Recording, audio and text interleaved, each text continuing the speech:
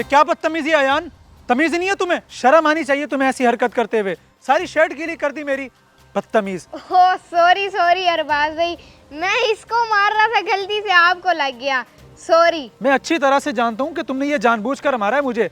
गलती से इधर उधर भी तो जा सकता था, मुझे ही आगे क्यों लगा? अपनी बदतमीजी को गलती कह के छुपाने की कोशिश ना करो, तुम्हारी हरकतें हद से बढ़ती जा रही हैं। अब आप कुछ ज्यादा ही गुस्सा कर रहे हैं, सॉरी भी बोल दिया फिर भी बातें सुनाई जा रहे हैं। हम बच्चे हैं, खेल रहे थे आपस में, आप अचानक से सामने आ गए तो लग गया। अब बस भी करें, मासूम बच्चे की जान लेंगे क्या? तुम्हारी बातों से पता चल रहा है कि तुम कितने मासूम हो। तुम्हारा तो कुछ करना ही पड़ेगा। और साथ तुम भी इसके साथ मिलकर उल्टी सीधी हरकतें करने लग गए हो। हरकतें तो कोई नहीं कर रहे, हम तो सिर्फ खेल रहे थे। आप रोड के बीच में आ गए, साइड पे अगर चलते तो ना लगता ना आपको। समझ गया, तुम दोनों एक ही जैसे हो, बदतमीज कहीं के। हाँ ना, दोस्त हैं, बल्कि जिगरी दोस्त हैं, एक जैसे तो होंगे ही। चल यार, चल के कहीं और खेलते हैं, यहाँ लोग जल रहे हैं हमारी यारी से। अयान के घर तो शिकायत करनी ही पड़ेगी, ये मामला तो बढ़ता ही जा रहा है। सारा गीला कर दिया मुझे।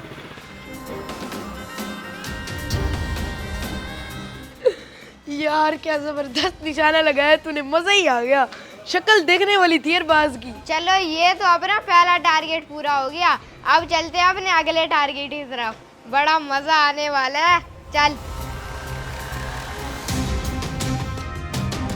अरे भाई आप भी कमाल करते हैं, इतनी छोटी सी बात के लिए आ गए शिकायत करने। बच्चे हैं, खेलते हुए लग गया होगा आपको, इसमें कौन सी बड़ी बात है? बात छोटी है या बड़ी इससे फर्क नहीं पड़ता। हकीकत बात यह है कि आपका बच्चा बहुत बिगड़ गया है, उसकी शरारतें हद से बढ़ गई हैं। कुछ दिन पहले मेरे वालिद साहब के साथ भी उसने बहुत बुरी शरारत की थी, गंदी फुटबॉल मार दी उनको, जिसकी वजह से मेरे वालिद साहब के सारे नमाज वाले कपड़े खराब हो गए थे। अब बच्चा खेलेगा नहीं, शरारत नहीं करेगा तो उसे बच्चा कौन कहेगा? आप खामखा बात को लंबा ना करें और जाएं यहाँ से। ऐसा ना भी घर नहीं है, वो आएंगे तो मैं बता दूंगी। आप माँ हैं, आप भी तो समझा सकती हैं उसे। असल तरबियत तो माँ करती है अपने बच्चे की, कल को आपकी तरबियत पे उंगली उठ सकती है। मेरी तरबियत पे बात करने की जरूरत नहीं, पानी का गुब्बारा ही लगा है ना, कोई तोप का गोला तो नहीं। पानी है, खुश्क हो जाएगा। अगर फिर भी ज्यादा मसला हो रहा है तो शर्ट भिजवा देना, काम वाली मासी से धुलवा दूंगी। नहीं, इसकी कोई जरूरत नहीं है। मुझे अच्छे से अंदाजा हो गया है कि आपका बेटा क्यों बिगड़ा हुआ है। बड़ा आया समझाने वाला, काश अयान इसे 3-4 गुब्बारे और मारता, वो भी रंग वाले पानी के।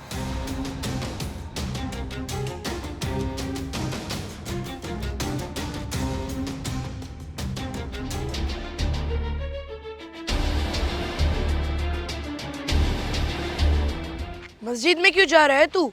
इस वक्त तो मस्जिद में सिर्फ इमाम साहब ही होंगे। अबे जानता हूँ मैं, इसीलिए तो आया हूँ मौके से फ़ायदा उठाने। तू चल बस, इमाम साहब की जूती पड़ी है, कहीं छुपा देंगे, बड़ा मज़ा आएगा। यार यान, ये कुछ ज़्यादा नहीं हो रहा? मुझे तो डर लग रहा है, अगर इमाम साहब को पता चल गया तो बहुत डांट पड़ेगी हमें। ओ कुछ नहीं होता, डांट तो हमें वैसे भी सबसे पड़ती ही है। तू ज़्यादा डर मत, किसी को कुछ पता नहीं चलने वाला, सब कुछ मैंने करना है, तू बस नज़र रखना। चल ठीक है, फिर चलते हैं।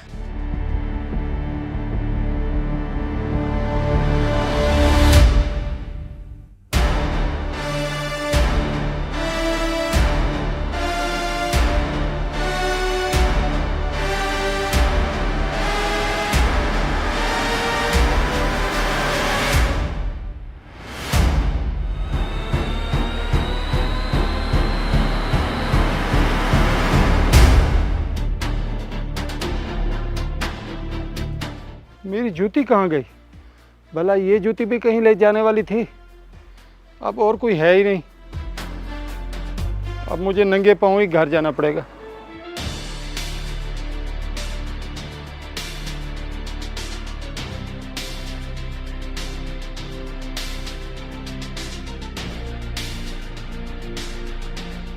इमाम साहब, आप और नंगे पाँव? खैर तो है, आपकी जूती कहाँ है? उतारी तो मस्जिद में जूतियों वाली जगह पर थी, जब वापस आया तो वहाँ नहीं थी।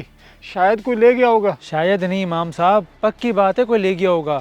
आपको किसने कहा था कि नई जूती पहन कर जाएं? नहीं कहाँ थी मियाँ, पुरानी सी रफ चप्पल थी। हैरत की बात है, उसे भी नहीं छोड़ा जालिमों ने। पुरानी सी रफ चप्पल थी?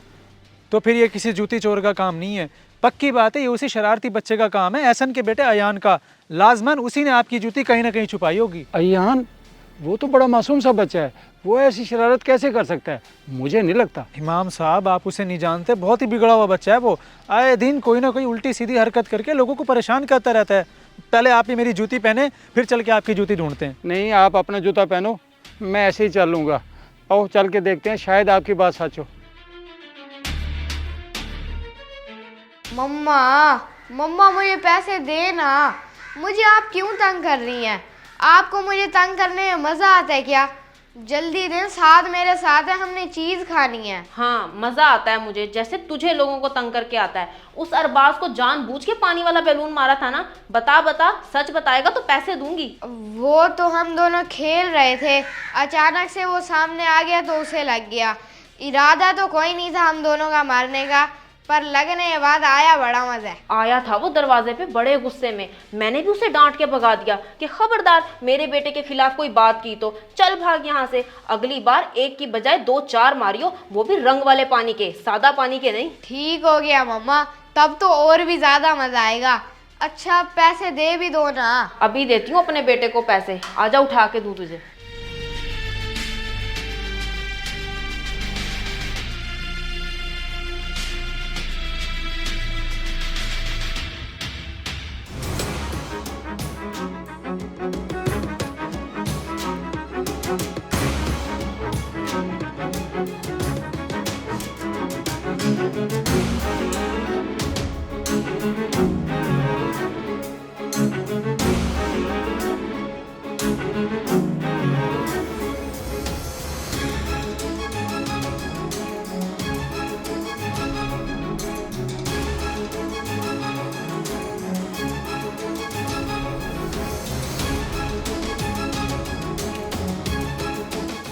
वाकई तुम्हारी बात बिल्कुल सही निकली, मगर तुमने इतने यकीन से कैसे कह दिया कि जूती उसी ने ही छुपाई होगी? अभी थोड़ी देर पहले उसने मुझे पानी से भरा हुआ गुब्बारा मारा था, और कुछ दिन पहले अब्बा जी को गंदी फुटबॉल, और भी बहुत से लोगों को बहुत परेशान कर रखा है उसने। ला हौला वला कुव्वता इल्ला बिल्लाह, ये तो बहुत गलत कर रहा है वो। तुमने शिकायत की उसके घर? अभी गया था उसकी शिकायत करने, मगर अयान की अम्मी मेरी बात को समझने की बजाय मुझ पर ही बरस पड़ी। एहसन का नंबर नहीं है मेरे पास, अगर आपके पास हो तो उसे कॉल करके बताएं उसके बेटे के करतूतों के बारे में। हाँ हाँ, है उसका नंबर मेरे पास, मैं करता हूँ उसे कॉल।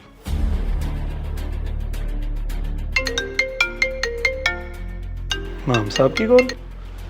अस्सलाम वालेकुम इमाम साहब, कैसे हैं आप? हुक्म करें, आज मुझे कैसे याद कर लिया आपने? वालेकुम अस्सलाम एहसन मियाँ, आपको कुछ बताना था। आपके बेटे अयान ने पूरे मोहल्ले वालों को परेशान कर रखा है। अभी कुछ देर पहले मस्जिद में से मेरी जूती उठा के उसने कहीं छुपा दी थी। बड़ा परेशान किया उसने मुझे। क्या अयान ने? वो ऐसी हरकत कब से करने लग गया?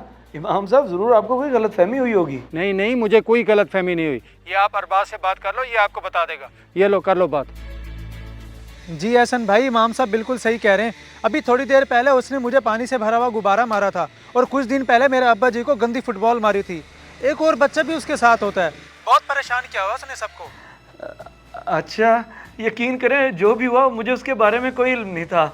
आपको जो भी परेशानी हुई उसके लिए माजरत, मैं घर जाके अच्छे से समझाता हूँ उसे। जी, अब आप ही उसे समझा सकते हैं।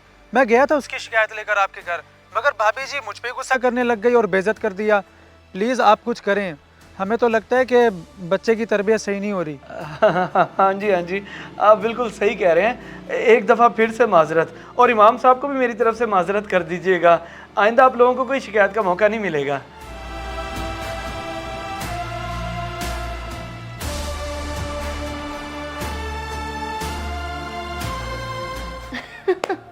यानी कि इसका मतलब ये है कि तूने आज दिल खोल के शरारतें की, खूब इंजॉय किया हैं? जी मम्मा, सबसे पहले अरबाज को पानी वाला गुब्बारा मारा, फिर इमाम साहब की जूती छुपा दी, उसके बाद स्टोर वाले के तालों में एल्फी डाल दी, फिर 4-5 घरों ही बेलने बजा के भाग गए। सच में बहुत इंजॉय किया आज हमने। ये तो साथ थक के घर चला गया, वरना और भी बहुत कुछ करने का प्लान था मेरा। माशाल्लाह, बहुत एक्टिव है मेरा बच्चा। बचपन होता ही इंजॉय करने के लिए। अभी शरारतें नहीं करोगे तो कब करोगे? वाह वाह वाह, बहुत खूब। क्या तरबियत कर रही हो इसकी, शाबाश। इसको समझाने के बजाय और ज्यादा हिम्मत दे रही हो ताकि वो लोगों को और ज्यादा परेशान करे। माँ हो ये दुश्मन इसकी? नहीं, इसकी नहीं, बल्कि तुम अपनी और मेरी दुश्मन हो। क्योंकि जो तुम इसको सिखा रही हो इस तरह तो ये बड़ा होके हमें भी दिन में तारे दिखा देगा। ये भी हो सकता है कि हमारे बुढ़ापे में हमें घर से बाहर निकाल खड़ा करे, क्योंकि बड़ों की फरमाबरदारी और इज्जत करना तो तुम इसको सिखा नहीं रही। एहसन, आप तो कुछ ज्यादा ही गलत सोचने लग गए हैं।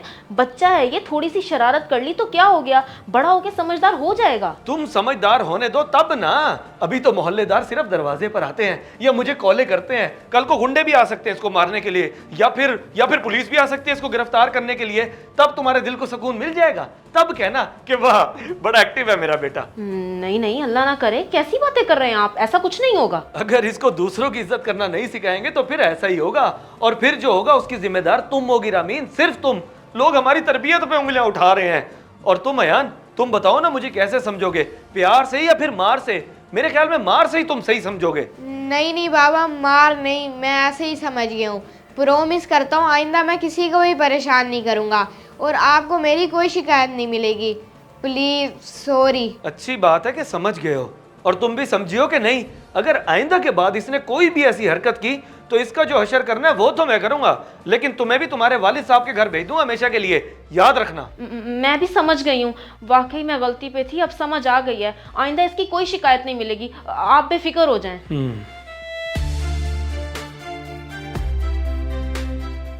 बिल्कुल सही कह गए हैं तेरे बाबा, आज से तूने घर से बाहर नहीं जाना, समझा तू? तेरी वजह से मुझे भी इतना बड़ा लेक्चर सुनना पड़ गया। मैंने भी तो सुना है, आइंदा के बाद ऐसा कुछ भी नहीं करूँगा, वरना बाबा तो मेरी टांगे ही तोड़ देंगे। अगर वीडियो पसंद आए तो ज़रूर शेयर करें, शायद आपकी वजह से किसी की इस्लाह हो जाए।